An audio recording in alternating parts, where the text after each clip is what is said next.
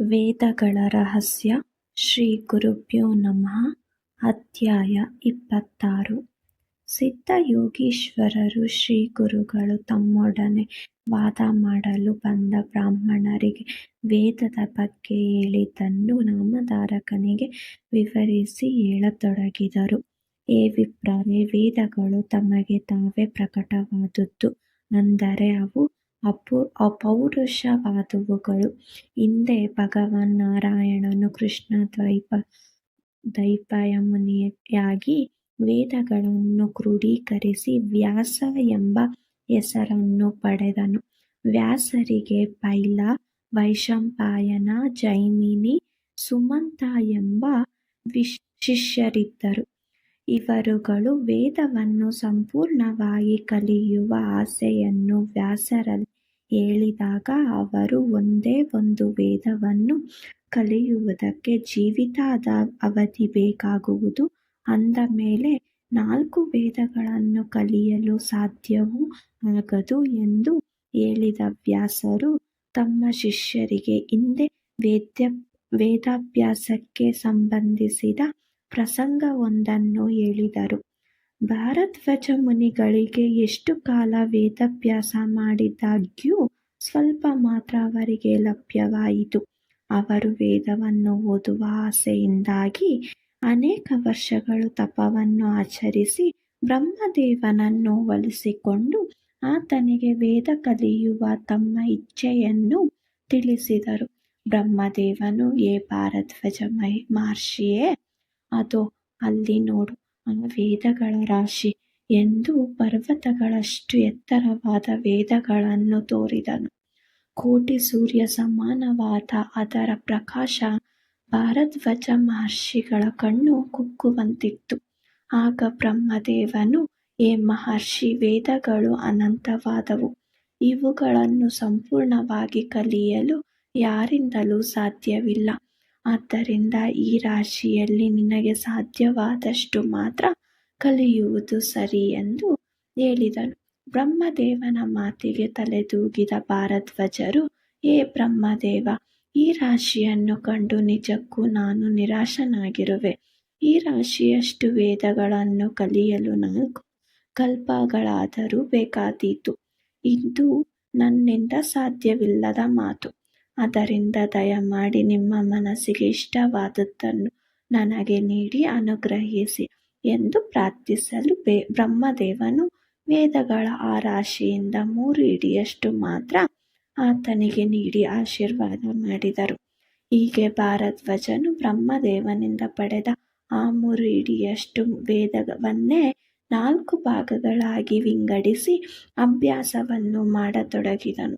3 ಹಿಡಿಯಷ್ಟಿದ್ದ ವೇದಗಳು 4 ಭಾಗವಾದಾಗ್ಯೂ ಭಾರದ್ವಾಜದಿಂದ ಅದನ್ನು ಪೂರ್ಣವಾಗಿ ಕಲಿಯುವುದು ಸಾಧ್ಯವಾಗಲೇ ಇಲ್ಲ. ಬ್ರಹ್ಮದೇವನಿಗೆ 4 ಮುಖಗಳಿರುವುದರಿಂದ ಅವನು ಚತುರ್ಮುಖ ಬ್ರಹ್ಮನೆನಿಸಿದ್ದಾನೆ.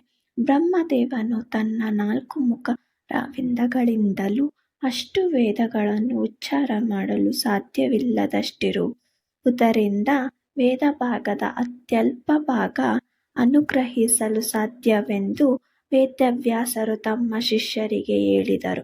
ವೇದಗಳ ಮೂಲ ರೂಪ ಹಾಗೂ ವಿಭೇದಗಳು.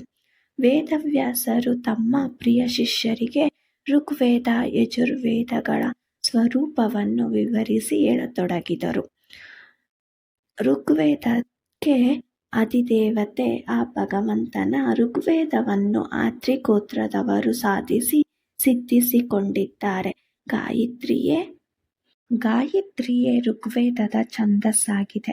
ರಕ್ತವರ್ಣ ಋಗ್ವೇದ ಪುರುಷನ ಕೊರಳು ಶಂಖದಂತೆ ಸುಂದರವಾಗಿಯೂ ನೇತ್ರಗಳು ವಿಶಾಲವಾಗಿಯೂ ಕಮಲದ ದಳದಂತೆ ವಿಶಾಲವಾದ ಆ ನೇತ್ರಗಳ ಜೊತೆಯಲ್ಲಿ ಅತ್ಯಂತ ಆಕರ್ಷಕವಾದ ಮುಂಗುರುಗಳು ಕಿವಿಯವರೆಗೂ ಇಳಿದಿದೆ.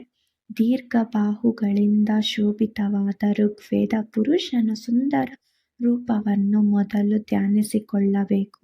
ಶ್ರಾವಕ ಮತ್ತು ಶ್ರವಣವೆಂಬುದು ಋಗ್ವೇದದ 2 ಭಾಗಗಳಾದರೆ ಜಟ ಮತ್ತು ಶಕಟ ಎಂಬುದು 2 ಶಾಖೆಗಳಾಗಿವೆ. ಅಶ್ವಳಾಯನ, ಅಪಸ್ತಂಭ, ಶಂಖಯಾನ, ಬತ್ಕಲ ಹಾಗೂ ಮಂಡೋಕ್ಯವೆಂಬ 5 ನಿಶ್ಚೇದಗಳು ಇವೆ. ವೇದವ್ಯಾಸರು ಹೀಗೆ ಋಗ್ವೇದ ಪುರುಷನ ಮೂಲರೂಪ ಹಾಗೂ ವಿಭೇದಗಳನ್ನು ತಮ್ಮ ಶಿಷ್ಯನಿಗೆ ಹೇಳಿದರು. ವೇದ ಪಂಡಿತರನ್ನು ಕುರಿತು ಶ್ರೀಗುರುಗಳು ವೇದವ್ಯಾಸರು ಸಂಕ್ಷಿಪ್ತವಾಗಿ ವೇದದ ಬಗ್ಗೆ ಹೇಳಿದ್ದನ್ನು ತಿಳಿಸಿ, ಹೇ ವೇದ ಪಂಡಿತರೇ, ನೀವು ವೇದವನ್ನು ನಾವು ಸಂಪೂರ್ಣವಾಗಿ ಬಲ್ಲಿರೆಂದು ಗರ್ವಪಡುತ್ತಿದ್ದೀರಿ. ಇರಲಿ, ಋಗ್ವೇದ 12 ವಿಭೇದಗಳಲ್ಲಿ ಲಕ್ಷಣರೂಪವಾದ ವಿಭೇದವು ಯಾವುದೆಂದು ಹೇಳಲು ನಿಮಗೆ ಸಾಧ್ಯವೇ ಎಂದು ಕೇಳಿದರು. ಶ್ರೀಗುರುಗಳ ಪ್ರಶ್ನೆಗೆ ಆ ವೇದ ಪಂಡಿತರು ಮೌನವಾಗಿದ್ದರು. ಋಗ್ವೇದದ ಬಗ್ಗೆ ಉತ್ತರಿಸಲಾಗದೆ ಮೌನವಾಗಿ ಕುಳಿತ ಅವರನ್ನು ಕಂಡು ಶ್ರೀಗುರುಗಳು ವೇದವ್ಯಾಸರು ಯಜುರ್ವೇದದ ಬಗ್ಗೆ ತಮ್ಮ ಶಿಷ್ಯರಿಗೆ ಹೇಳಿದ ವಿವರವನ್ನು ವಿಸ್ತಾರವಾಗಿ ವಿವರಿಸತೊಡಗಿದರು. ಋಗ್ವೇದಕ್ಕೆ ಆಯುರ್ವೇದವು ಉಪಸಂಹಿತೆಯಾದರೆ ಯಜುರ್ವೇದಕ್ಕೆ ಧನುರ್ವೇದವು ಉಪಸಂಹಿತೆಯಾಗಿದೆ. ಯಜುರ್ವೇದಕ್ಕೆ ರುದ್ರನು ಅಧಿಪತಿ. ಇದು ತ್ರಿಷ್ಟುಪ್ ಛಂದಸ್ಸಿನಲ್ಲಿ ವ್ಯಕ್ತವಾಗಿದೆ ಮತ್ತು ಭಾರದ್ವಾಜ ಗೋತ್ರಕ್ಕೆ ಸೇರಿದ ಋಷಿಗಳು ಇದನ್ನು ಸಿದ್ಧಿಸಿಕೊಂಡಿದ್ದಾರೆ. ಯಜುರ್ವೇದ ಪುರುಷನ ಸ್ವರೂಪ ಹೀಗಿದೆ: ಸ್ಥೂಲ ದೇಹ, ತಾಮ್ರದಂತೆ ವರ್ಣ, ಬಂಗಾರ ವರ್ಣದ ನೇತ್ರಗಳು ಹಾಗೂ ಶ್ವೇತ ಪ್ರತಿಭೆಯನ್ನು ಹೊಂದಿದ್ದಾನೆ. ಯಜುರ್ವೇದದಲ್ಲಿ 86 ಪ್ರಭೇದಗಳಿವೆ. ಶ್ವೇತ, ಶ್ವೇತಶ್ವತರ, ಮೈತ್ರಾಯಣಿ ಇವು ಪ್ರಮುಖ ಸಂಹಿತೆಗಳು. ಮೈತ್ರಾಯಣಿ ಸಂಹಿತೆಯನ್ನು ಮನು, ವರಹ, ಹರಿದ್ರವ, ಶಾಮ, ಶಾಮಯಣಿ, ದುಂಬರ ಮತ್ತು ಐಕ್ಯೇಯ ಎಂಬ 7 ಪ್ರಭೇದಗಳಿವೆ. ವಾಜಸನೇಯ ಶಾಖೆಯಲ್ಲಿ 18, ತೈತ್ರಿಯದಲ್ಲಿ 2 ಪ್ರಭೇದಗಳಿವೆ. ಹೀಗೆ ಸಂಹಿತೆ, ಪ್ರಭೇದ, ವಿಭೇದಗಳಾಗಿ ವೇದವು ಅನೇಕ ಶಾಖೆಗಳನ್ನು ಹೊಂದಿದೆ. ವೇದವ್ಯಾಸರು ಯಜುರ್ವೇದವನ್ನು ವೈಶಂಪಾಯನರಿಗೆ ಉಪದೇಶಿಸಿ ಷಡಂಗಗಳು ಎನ್ನಿಸಿದ ಶಿಕ್ಷಾ, ವ್ಯಾಕರಣ, ಜ್ಯೋತಿಷ, ಕಲ್ಪ, ನಿರುಕ್ತ ಮತ್ತು ಛಂದಸ್ಸು ಈ 6 ವೇದಾಂಗಗಳನ್ನು ಹಾಗೂ ಇವುಗಳೊಂದಿಗೆ 8 ಉಪವೇದಾಂಗಗಳು ಹಾಗೂ 28 ಪರಿಶಿಷ್ಟಗಳನ್ನು ಬೋಧಿಸಿದರು. ನಂತರ ವ್ಯಾಸರು ಜೈಮಿನಿ ಮಹರ್ಷಿಗಳಿಗೆ ಸಾಮವೇದವನ್ನು ಉಪದೇಶಿಸಿದರು. ಗಂಧರ್ವ ವಿದ್ಯೆಯೇ ಇದಕ್ಕೆ ಉಪವೇದ. ಭಗವಾನ್ ಮಹಾವಿಷ್ಣುವೇ ಇದಕ್ಕೆ ಅಧಿದೇವತೆ. ಜಗತಿ ಎಂಬುದೇ ಇದರ ಛಂದಸ್ಸು. ಈ ವೇದಗಳ ಅನುವಾಕ, ಅಷ್ಟಕ, ಜಟಪಾಠ ಮೊದಲಾದ ಅಭ್ಯಾಸ ಕರ್ಮಗಳನ್ನು ವ್ಯಾಸರು ಶಿಷ್ಯರಿಗೆ ವಿಸ್ತಾರವಾಗಿ ಅನುಗ್ರಹಿಸಿದರು. ಅಥರ್ವಣ ವೇದವನ್ನು ವ್ಯಾಸರು ತಮ್ಮ ಶಿಷ್ಯನಾದ ಸುಮಂತನಿಗೆ ಉಪದೇಶಿಸಿದರು. ಅಥರ್ವಣ ವೇದಕ್ಕೆ ಮಂತ್ರಶಾಸ್ತ್ರವು ಉಪವೇದವಾಗಿದೆ. ಅನುಷ್ಟಾಪ್ ಎಂಬುದು ಇದರ ಛಂದಸ್ಸು. ಪೈಠಿನಸ ಗೋತ್ರದ ಋಷಿಗಳು ಇದನ್ನು ಸಿದ್ಧಿಸಿಕೊಂಡಿರುತ್ತಾರೆ. ಇಂದ್ರನು ಇದಕ್ಕೆ ದೇವತೆ. ಹೀಗೆ ಭಗವಾನ್ ವೇದವ್ಯಾಸರು ತಮ್ಮ ಶಿಷ್ಯರಿಗೆ ಋಗ್ಯಜುಸ್ಸಾಮಥರ್ವ ಸಂಹಿತೆಗಳನ್ನು ಉಪದೇಶಿಸಿ ಪ್ರಚುರಪಡಿಸಿದರು. ಶ್ರೀ ನೃಸಿಂಹ ಸರಸ್ವತಿಗಳು ವೇದ ಪಂಡಿತರಿಗೆ ವೇದರಹಸ್ಯವನ್ನು ತಿಳಿಸಿ, ಪಂಡಿತರೇ, ಪುಣ್ಯಭೂಮಿ ಎನಿಸಿದ ಭಾರತ ಖಂಡದಲ್ಲಿ ಹಿಂದೆ ಎಲ್ಲರೂ ಅವರವರ ವರ್ಣ, ಧರ್ಮ ಹಾಗೂ ಆಶ್ರಮ ಧರ್ಮಗಳನ್ನು ಚಾಚೂ ತಪ್ಪದೆ ಪಾಲಿಸುತ್ತಿದ್ದರು. ಕಲಿ ಪ್ರಾಬಲ್ಯದಿಂದ ಈಗ ಎಲ್ಲರೂ ಕರ್ಮಭ್ರಷ್ಟರಾಗಿದ್ದಾರೆ. ಹಿಂದೆ ಅವರನ್ನು ಕ್ಷಮಿಸುವ ದೇವತಾ ಪ್ರತಿಮೆಗಳು ಎಂದು ಸಮಾಜವು ಗೌರವಿಸುತ್ತಿತ್ತು. ಆದರೆ ಈಗ ಪರಿಸ್ಥಿತಿ ಅದಲು ಬದಲಾಗಿದೆ. ಎಲ್ಲರೂ ಎಲ್ಲವನ್ನೂ ಬಲ್ಲೆವು ಎಂಬ ಭಾವನೆಯಿಂದ ಅಜ್ಞಾನ ಹಾಗೂ ಅಹಂಕಾರದ ಹಾದಿಯನ್ನು ಹಿಡಿದಿದ್ದಾರೆ.